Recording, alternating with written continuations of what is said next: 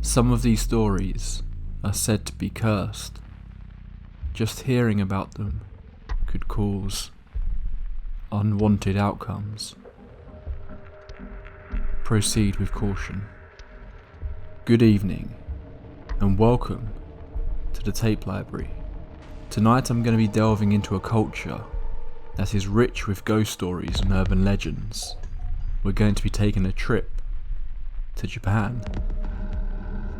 Along the way we'll encounter cursed websites, haunted bathrooms, giant demons, and be asked questions you might be better off not answering.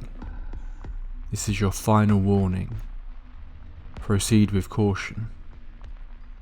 But for the brave among you, get comfortable, and let's take a look at some of the scariest Japanese urban legends. Kisaragi Station. This story takes place in 2004 and can be traced back to a post made on a Japanese message board about strange occurrences. A person named Tasumi posted that she had woken up on her usual train to work, with every other passenger asleep in their seats, and it only gets weirder from there. I'll read out the entire thread for you so you can see what I mean. So let's get into the story of Kisaragi Station. This may just be my imagination. Can I post it anyway? Go ahead. What's going on? I've been riding a certain train for a while, but something seems off.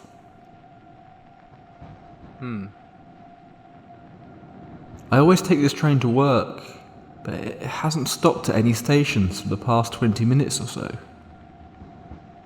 It usually only takes 5 minutes, 7 or 8 at the worst. Oh, and there's 5 other passengers, but they're all sleeping. Did you take the express train by mistake? Is it a high-speed train?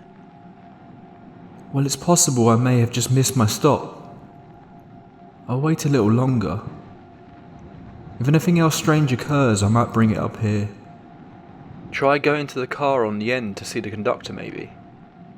It would be really bad if the driver had an epileptic fit or something. You should check on the conductor. Still no sign of stopping, so... Alright, I'll take a look. There were blinds or something covering the window, so I couldn't see the conductor or the driver. The route is a private railway in Shizuoka. Knock on the window? I tried that, but nobody answered. Can you see out the window? Names of the station you're passing, etc. We came out a tunnel, so we're dropping speed slightly. There usually aren't any tunnels though. It's a train from Hamamatsu. Looks like we're finally stopping at a station. You aren't going to get off there, are you? We've stopped at Kisaragi Station. I wonder if I should get off. I've never heard of this place before. Definitely check it out. No, stay on until the last stop. Oh, but it's probably already departing now. When did you get on the train? I've gotten off the train. The station is unmanned. I believe I got on the train at 11:40. I'm not finding any information on Kisaragi Station. And Hasumi, your train was going for over an hour? That's really strange. Yeah, I'm not getting any results for Kisaragi Station. I'm looking for a schedule so I can get back, but I can't find one. The train is still stopped, so it'd probably be safest to get back on. Well, it left while I was writing that. Is there anyone nearby or any buildings? It's cold out, so be careful. I'll look for a taxi from the station. Thank you very much. Sounds good. Take care. Way past the last train at an unmanned station. Really questionable you will have any luck finding a taxi there. There doesn't seem to be any taxis anywhere. Call 110, the number for the police. Call the taxi company. If there's a telephone booth nearby, look up the taxi company number in the phone book and call. I called home and asked if you picked up, but neither of my parents seem to know where Kisaragi Station is. They'll look for it on the maps so they can come get me. But I'm getting a little bit scared now. What about the others? Are you the only one who got off the train? I checked online too, and the name Kisaragi Station isn't coming up. Am I wrong in assuming it's around Shimhamatsu? I'll check Yahoo. I looked for a public phone and there's nothing, and no one else got off, so I'm alone now. It's definitely called Kisaragi. Sometimes they have phones outside the station. Looking into it, apparently it's written with the kanji for devil, but it's read Kisaragi. Devil Station? Yikes. Are you a gaming nerd?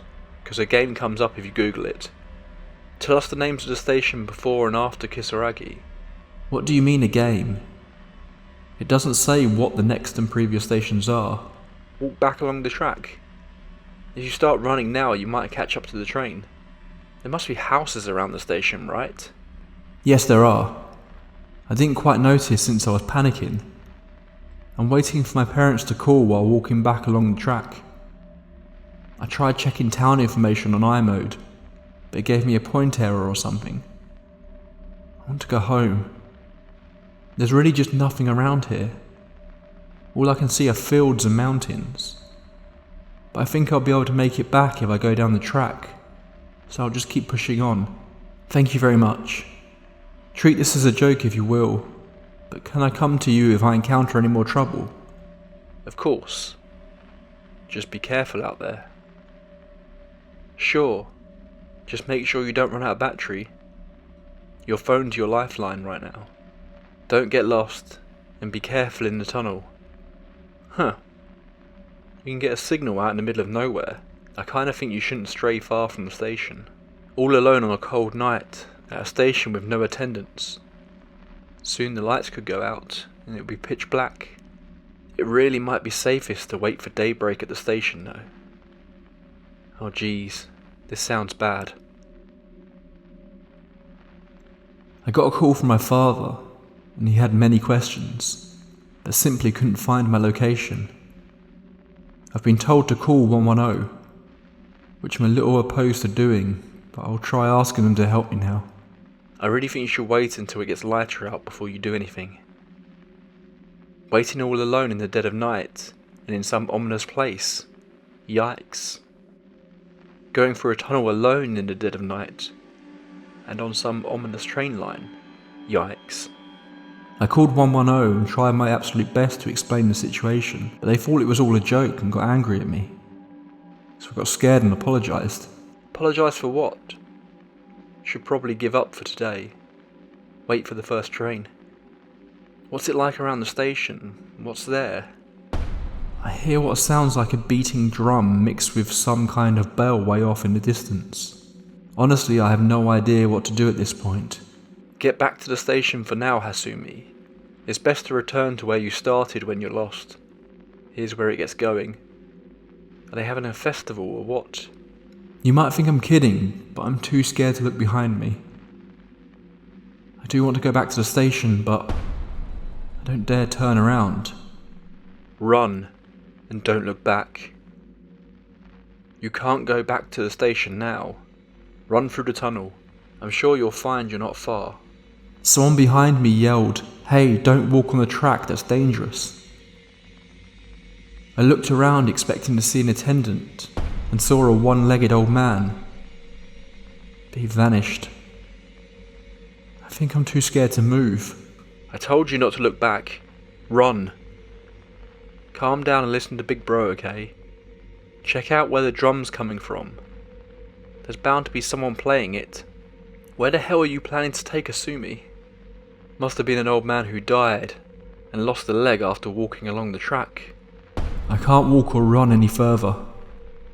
The drumming sound is getting a lot closer. Wait for dawn. It won't be scary in the daylight. I'm still alive. but I fell and started bleeding, and I broke a heel, so I'm sitting still on the ground. I don't want to die now. It should be safe if you leave the tunnel. Once you get out of there, call for help immediately. I called home. Dad's calling the police, but the sound keeps getting closer. I hope to God that's not the sound of a train, but it might be too late. I finally managed to make it to the front of the tunnel. The name says Inunaki. The sound's still getting closer, so I'm going to leave the tunnel. If I'm safe once I get out of the tunnel, I'll post again. Good luck. This is the end. Forget about trains and stations. Forget about going back. Forget about someone chasing you. The sound you're hearing is just something you imagined. Run out of the tunnel. If you stop, you'll only succumb to something which does not belong in this world. I left the tunnel. There's someone up ahead. It looks like all your advice was right after all. Thank you so much. My face is such a mess from tears. He might just mistake me for a monster. Wait, Hasumi, don't die on us. Stop, that can't be good. Someone there? This late at night? That's suspicious.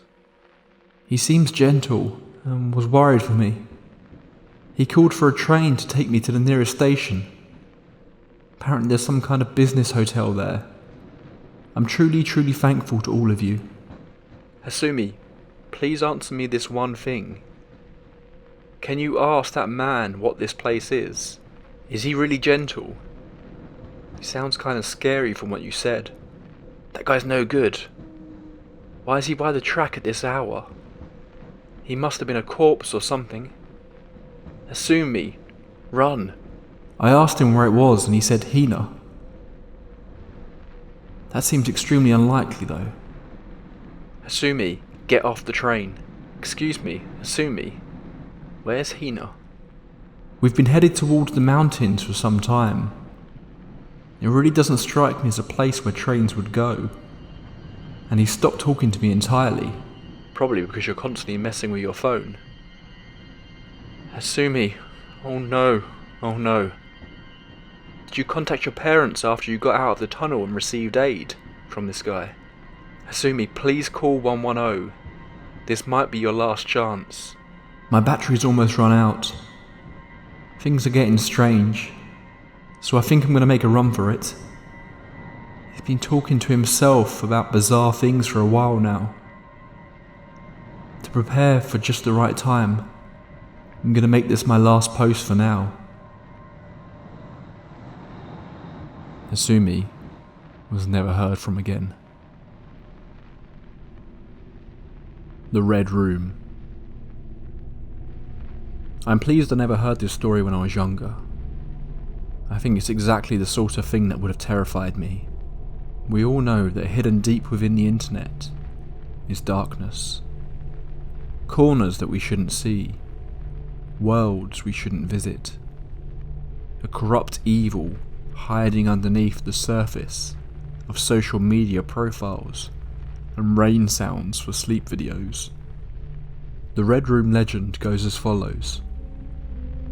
While browsing the internet late at night, you will come across a pop-up. This means you have been chosen by it. To be a small red window with black text, and it will simply say, "Do you like?" Try as hard as you can. Every time you close the window, it will reappear. Keep closing it though, and eventually the text will change slightly. Now it says, "Do you like the Red Room?" Some say this is normally accompanied by the voice of a child reading the words. The screen will suddenly flash, turning red, while a list of names fills your screen. This is the list of names of those who have visited the Red Room. This is when you will feel a presence behind you. You likely will be too scared to turn around to see who is there, but it won't matter anyway. It is said that you lose consciousness, So what you experience next is likely painless, although how anyone could know that for certain is unclear to me. Regardless, whoever enters your room next will find your lifeless body drained of its blood, your blood plastered all over your walls, making you a permanent resident of the Red Room. While the targets of the Red Room appear to be totally random, many say that hearing the story of the Red Room makes it much more likely you'll be visiting it soon. Manto, the Red Cloak. Manto is supposedly the spirit of a man dressed in a long flowing red cloak and pale mask. He haunts the bathrooms of public places, especially schools. Most often he is said to be seen in the final stall of the women's bathroom. If you see Manto, he'll present you with two pieces of paper, one red, one blue. It is said that choosing red will result in Manto ripping the victim's skin off, whereas blue will cause him to strangle them. The only way to survive an encounter with the Red Cloak is to say no to both options and run from the bathroom. Or others have said, you simply need to ignore him until he goes away, but whatever you do, don't suggest a different colour to him. That would see you taken to the afterlife with Manto, to reside there for all eternity. The Slit-Mouthed Woman. There are few urban legends in Japan as infamous as the Slit-Mouthed Woman. This spirit appears in the form of a woman with a partially covered face. She will approach unsuspecting victims and ask if they think she is attractive. If they say no, she quickly dispatches them with a blade or pair of scissors that she keeps hidden up her sleeve. If they say yes, however, she takes off her face covering to reveal a hideously mutilated mouth. She then asks the question again, do you find me attractive?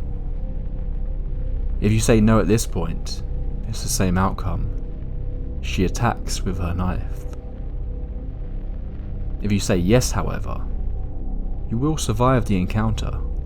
However, she will cut your mouth in the same manner that hers is. Some say it's possible to confuse the slit-mouthed woman by telling her she looks average or so-so, which results in her letting you go. However, just running away will result in certain death. Kashima Reiko. Another spirit that is said to haunt the bathrooms of Japan is Kashima Reiko, or Teke. There are a few urban legends in Japan that are very similar, but the version I heard goes like this. Supposedly she is a young girl who tragically died when she was hit by a train, severing her legs from her body. The legless torso of Kashima Reiko will crawl towards lone occupants of a bathroom and ask if they know where her legs are. If they respond with an answer that she doesn't like, she will instantly tear their legs off, seemingly left to join Reiko in her search for all eternity. Inunaki Village. Imagine a village that has decided it doesn't want to follow the rules of the land. Imagine a place filled with people who embody the worst parts of our world. A place full of murderous maniacs, hiding out from society, free to do whatever they wish. Inunaki Village isn't on any map. The village is supposedly near impossible to find. But for those unlucky few that do stumble upon it in the Japanese countryside, well, let's just say they wish they hadn't. You'll know when you have arrived when you come across the sign that reads, "The Japanese Constitution is not in effect past here." To enter the village you need to take the small side road that runs along old Inunaki Tunnel. The tunnel itself is said to be one of the most haunted places in all of Japan, and has been the site of several horrifying murders. Few who have made it into the village itself have come back to talk about it. Supposedly the original reports about Inunaki Village date back to the 1970s, when a young couple's car broke down on the road just south of the village. The pair walked through the forest only to stumble across the seemingly deserted village. It wasn't long though before one of the residents greeted them. They were carved up with a sickle. Apparently there is a public telephone right outside the Inunaki tunnel. So if you ever happen to find yourself deep in the forests of Japan, and you come across a telephone ringing just next to a large boarded up tunnel, do not answer it. It's said that the residents of the village call this payphone once every night. Whoever answers their call will fall victim to the Inunaki curse. No matter what direction they head in, whatever they try to do, they will end up in the village, and the residents will be waiting. 8 feet tall. Translated into English, this urban legend is very matter-of-factly known as 8 feet tall. Again, the earliest version of this story appears to originate from a post on the 2-channel message board in Japan. The website Mysteries Unsolved have posted what is supposedly a translation of the original story. I'll leave a link in the description if you want to read it yourself, but here it goes. My grandparents lived in Japan. My parents would take me there during my summer vacations and winter breaks from school to visit them. It was a small yet beautiful village, where I really enjoyed every time I went. My grandparents loved to play with me, and they had a big backyard. I was their only grandchild, so it never bothered me to have fun. But the last time I visited them was over 10 years ago now, when I was only 8 years old and was still in my 3rd year of high school. After that I didn't go there. To say, I could never go there. But why? Well, its answer is hidden in the following story. I remember as usual my parents booked a flight to Japan, and we drove from the airport to my grandparents' house. When we arrived, my grandparents welcomed me with open arms. They had a lot of little presents to give me. My parents wanted to have some time by themselves, so after a few days they took a trip to another part of Japan, leaving me in the care of my grandma and grandpa. One day I was playing out in the backyard. My grandparents were inside the house. It was still cold, but the wide edge of the backyard was very warm and comfortable. I was relaxing on the fresh grass for a while. After that I stared up at the clouds and enjoyed the feeling of the soft rays of the sun and the gentle breeze. Just as I was about to get up, Po, po, po, po, po, po, po. I heard a strange sound. It wasn't a mechanical sound, it felt like a person was making it. It sounded like someone was making the noise po, po, po, over and over again, in a deep masculine voice. I didn't know what it was. Whatever, I thought. I found a straw hat on the top of the tall hedges of the garden that enclosed the backyard. I didn't put it on the hedge. The hat moved sideways, and when it came to the cut of the fence, I saw a woman.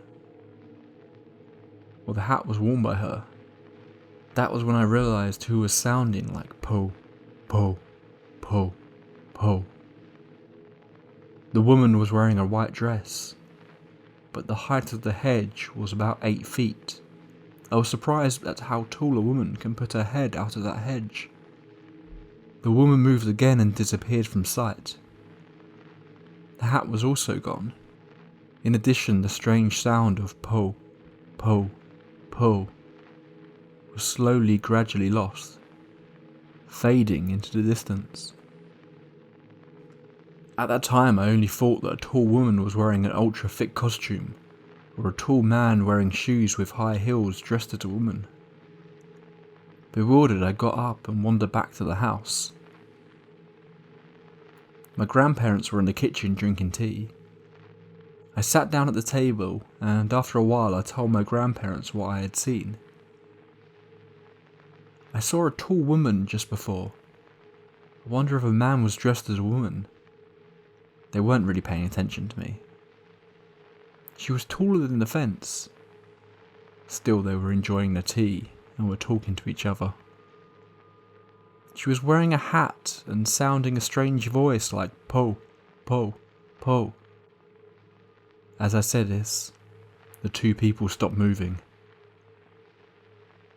No, they really stopped suddenly. Grandma's eyes grew wide and she covered her mouth with her hand. Grandpa's face became very serious and he grabbed me by the arm. After that he bombarded me with questions in his very serious voice. When did you see her? Where did you see her? Where was she standing? How much higher than the fence? What did you do? Did she see you? I tried to answer all his questions as best as I could. He suddenly rushed out to the phone in the hallway and called somewhere. I couldn't hear what he was saying because the sliding door was closed. I looked over at my grandma and she was trembling. Grandpa finished the phone call and then came back into the room and spoke something to my grandmother. "I've got to go out for a while," he said. "You stay here with the child. Don't take your eyes off him for a second." "What's going on, Grandpa?" I cried. He looked at me with a sad expression in his eyes and said, "You've been liked by Hachishakusama." And with that he hurried out, got into his truck and drove off. I turned to my grandmother and cautiously asked, "Who is Hachishakusama?" "Grandpa will do something for you. You don't have to worry about anything," Grandma said in her trembling voice. As we sat nervously in the kitchen, waiting for my grandfather to come back, she explained what was happening. She told me there was a dangerous, nasty thing that was haunting the area. They called it Hachishakusama. In Japanese, translated it means 8 feet tall. As the name suggests, it has a height of about 8 feet, and it laughs in a strange way, with a po po po voice. It appears slightly different depending on who sees it. Some say it looks like a haggard old woman in a kimono. Others say it is a girl in a white funeral shroud. The things that never change are its tall height and its creepy laughter. Po, po, po. A long time ago, it was captured by monks, and they managed to confine it in a ruined building on the outskirts of the village. They trapped it using 4 religious statues, called Jizos, that they placed at the north, south, east and west of the ruins, and it wasn't supposed to be able to move from there. But somehow it managed to escape. The last time it appeared was 15 years ago. My grandmother said, whomever 8 feet tall sees will die within a few days. It all sounded so crazy. I wasn't sure what to believe. After that, Grandpa came back with an old woman. She introduced herself as Kei-san and handed me a small crumpled piece of parchment, saying, "Here, take this and hold it." Then she and Grandpa went upstairs to do something. I was left alone in the kitchen with my grandmother again. I needed to go to the toilet. Granny followed me to the bathroom and wouldn't let me shut the door. I was beginning to get really frightened by all this. After a while, Grandpa and Kei-san took me upstairs and brought me into my bedroom. The windows were covered in newspaper and lots of ancient ruins had been written on. There were small bowls of salt in all four corners of the room, and a small Buddha statue placed at the centre of the room on top of a wooden box. There was also a bright blue bucket. "What's the bucket for?" I asked. "That's for your pee and poo," Grandpa replied. Then Kei-san sat me down on the bed and said, "Soon the sun will be setting, so listen carefully. You must stay in this room until tomorrow morning. You must not come out under any circumstances until 7 o'clock tomorrow morning. Your grandmother and your grandfather will not speak to you or call you until then. Remember, do not leave the room for any reason until then. I will let your parents know what is going on." She spoke in such a grave tone that all I could do was quietly nod my head. "You have to follow Kei-san's instructions to the letter," Grandpa told me, "and never let go of the parchment she gave you. And if anything happens, pray to Buddha, and make sure you lock this door when we leave." They walked out into the hallway, and after saying goodbye to them, I closed the bedroom door and locked it. I turned on the TV and tried to watch, but I was so nervous. I felt sick to my stomach. Grandma had left some snacks, sweets and rice balls for me, but I couldn't eat them. I felt like I was in prison, and I was very depressed and scared. I lay down on the bed and waited. Before I knew it, I was asleep. When I woke up, it was just after 1 a.m. All of a sudden, I realised that something was tapping on the window. Tap, tap, tap, tap, tap. I felt the blood draining from my face, and my heart skipped a beat. I desperately tried to calm myself down, telling myself it was just the wind playing tricks, or maybe the branches of a tree.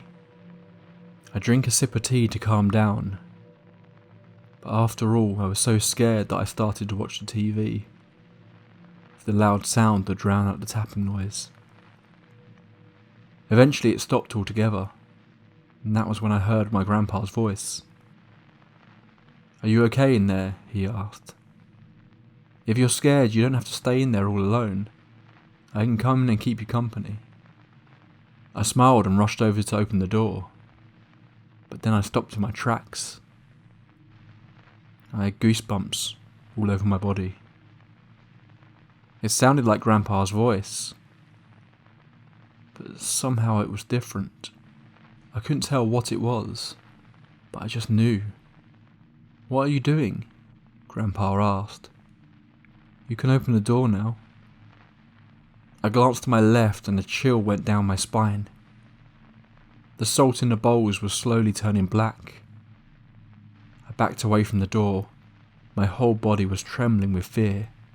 I fell to my knees in front of the Buddha statue and clutched a piece of parchment paper tightly in my hand. I started desperately praying for help. "Please save me from 8 feet tall," I wailed. Then I heard the voice outside the door saying, Pull, pull, pull, pull, pull, pull. Then the tapping on the window started up again. I was overcome by fear, and I crouched there in front of the statue, half crying and half praying for the rest of the night. I felt like the long night would never end, but eventually it was morning. The time displayed on the desk watch was indeed 7:13 a.m. The salt in all 4 bowls was discoloured to pitch black. Just in case, I checked my watch. It was also showing 7:13. I cautiously opened the horrible door. Grandma and Kei-san were standing outside waiting for me with a worried face. When she saw my face, Grandma burst into tears. "I'm so glad you're still alive," she said. I went downstairs and was surprised to see my father and mother sitting in the kitchen. Grandpa came in and said, "Hurry up, we've got to get going." We went to the front door and there was a large black van waiting in the driveway. Several men from the village were standing around it, pointing at me and whispering, "That's the boy." The van was a 9-seater. They put me in the middle, surrounded by 8 men. Keisan was in the driver's seat. The man on my left looked down at me and said, "You've got yourself in quite a spot of trouble. I know you're probably worried. Just keep your head down and your eyes shut. We can't see it, but you can. Don't open your eyes until we've got you safely out of here." Grandpa drove in front and my dad's car was following behind. When everyone was ready, our little convoy started moving. We were going fairly slowly, around 20 kilometers an hour, maybe less. After a while, Keisan said, "This is where it gets hard," and started muttering a prayer under her breath. That was when I heard the voice. Po, po, po, po, po, po. I clutched a parchment Keisan had given me tightly in my hand. I kept my head down, but at a time I peeked outside. I saw a white dress fluttering in the breeze. It was moving along with the van. It was 8 feet tall. She was outside the window, but she was keeping pace with us. Then suddenly she bent down and peered into the van. "No!" I gasped. The men beside me shouted, "Close your eyes!" I immediately shut my eyes as hard as I could and tightened my grip on the piece of parchment. Then the tapping began. Tap, tap, tap, tap. The voice became louder. Po, po, po, po. There was tapping on the windows all around us. All the men in the van were startled and on edge, muttering nervously to themselves. They couldn't see 8 feet tall, and they couldn't hear her voice, but they could hear her tapping on the windows. Keisan started praying louder and louder, until she was almost shouting. The tension inside the van was unbearable. After a while, the tapping stopped, and the voice disappeared, fading gradually. Keisan looked back at us and said, "I think we're safe now." All of the men around me breathed a sigh of relief. The van pulled over to the side of the road and the men got out. They transferred me into my dad's car. My mother held me close and tears were running down her cheeks. Grandpa and my father bowed to the men, and they went on their way. Keisan came to the window and asked me to show her the piece of parchment she had given me. When I opened my hand, I saw that it had gone completely black. "I think you'll be okay now," she said. "But just to be sure, hold on to this for a while." She handed me a new piece of parchment. After that, we drove straight to the airport, and Grandpa saw us safely on the plane. When we took off, my parents breathed a sigh of relief. My father told me he had heard about 8 feet tall before. Years ago, his friends had been liked by her. The boy disappeared and was never seen again. My father said there were other people who had been liked by her and lived to tell about it. They all had to leave Japan and settle down in foreign countries. They were never able to go back to their homeland. She always chooses children as her victims. They say it's because children are dependent on their parents and family members. This makes them easier to deceive when she poses as their relatives. He said the men in the van were all blood relatives of mine, and that's why they had been sitting all around me, and why my father and grandpa had been driving in the front and back. It was all done to try and confuse 8 feet tall. It took a while to contact everyone and get them all together, so that's why I had to be confined in the room all night. He further told me that one of the Jizo statues, the ones that were meant to keep her trapped, had been broken, and that was how she escaped. It gave me chills. I was glad when we finally got home. All of this happened more than 10 years ago. I haven't seen my grandparents since then. I haven't been able to so much as set foot in the country. Afterwards, I would call them every few weeks and talk to them on the phone. Over the years, I tried to convince myself that it was just an urban legend, that everything that happened was just some elaborate prank. But sometimes, I'm not so sure. My grandfather died 2 years ago. When he was sick, he wouldn't allow me to visit him, and he left strict instructions in his will that I wasn't to attend his funeral. It was all very sad. My grandmother called a few days ago. She said she'd been diagnosed with cancer. She missed me terribly and wanted to see me one last time before she died. "Are you sure, Grandma?" I asked. "Is it safe?" "It's been 10 years, she said. "All that happened a long time ago. It's all forgotten. We're all grown up now. I'm sure there won't be a problem." But what about 8 feet tall?" I said. For a moment there was silence on the other end of the phone. Then I heard a deep masculine voice saying, Po, po, po, po, po. That's all for this entry into the tape library, but we've only scratched the surface of some of Japan's most terrifying urban legends, so I plan to head back there very soon. Until next time, pleasant